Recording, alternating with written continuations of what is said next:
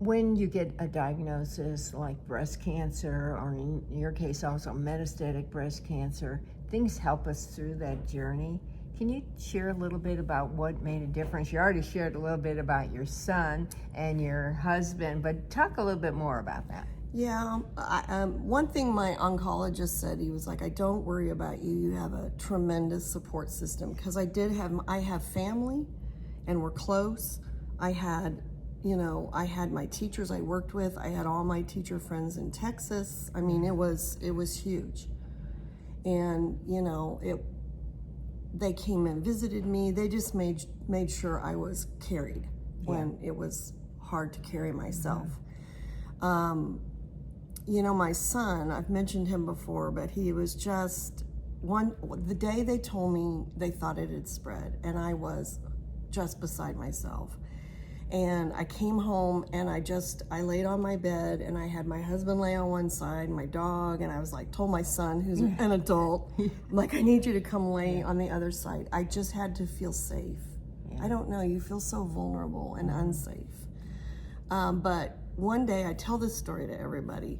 I said, he took me to a funny movie and I was in a really bad headspace. I was like looking at old people and feeling real sorry for myself. And like, how come they get to live to be old and I'm not going to? And I don't know. That day, I was like, we were watching a movie that had Christina Applegate, who is also a breast cancer survivor. Yes, that's right. And I remember watching the movie and thinking, why does she get to live? And then I was like, well, how do you know you're not going to live? I mean, all this inner dialogue.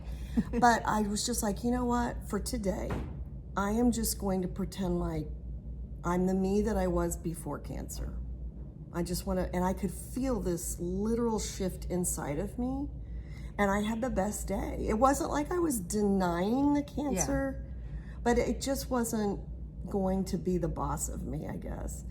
And so the next day I was like, well, I'm going to do this again. I'm just going to pretend like it's normal me who has cancer. And then that's just how I just shifted.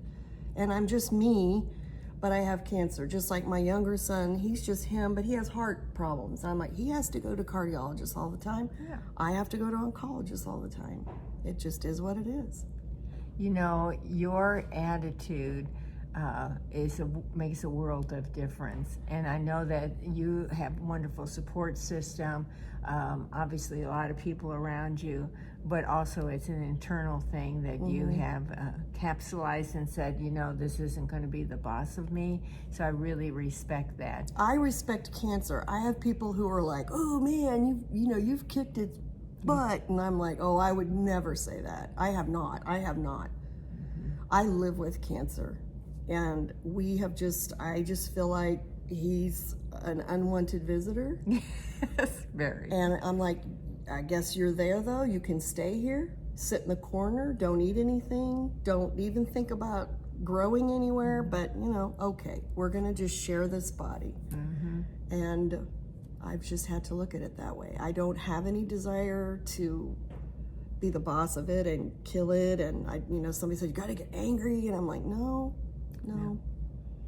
It's in there and it's in there forever, and we'll just gonna go together. We're gonna Coexist. But hopefully that by my rules, though. By your rules, and it isn't gonna surface. Right. Yeah.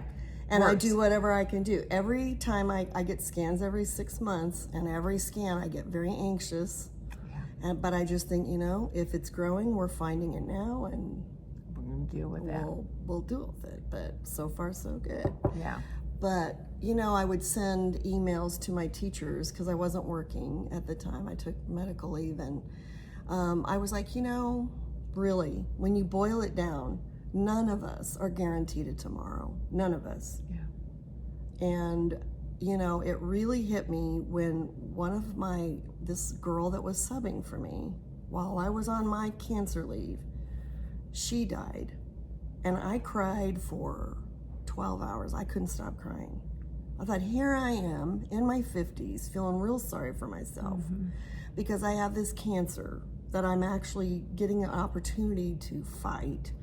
And this girl, just like that, was gone. So I try to keep that in perspective, and not get overwhelmed with the fact that I have this fatal disease, actually, is what I have. Yes, You know?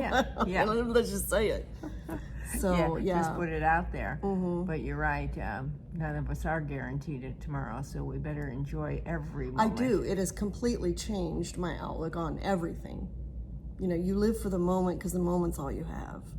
Any of us. That's not just me. Any of us. Yeah. So, yeah. Well, that's why you're such a fun person, too. Yeah, I am so fun. That is great.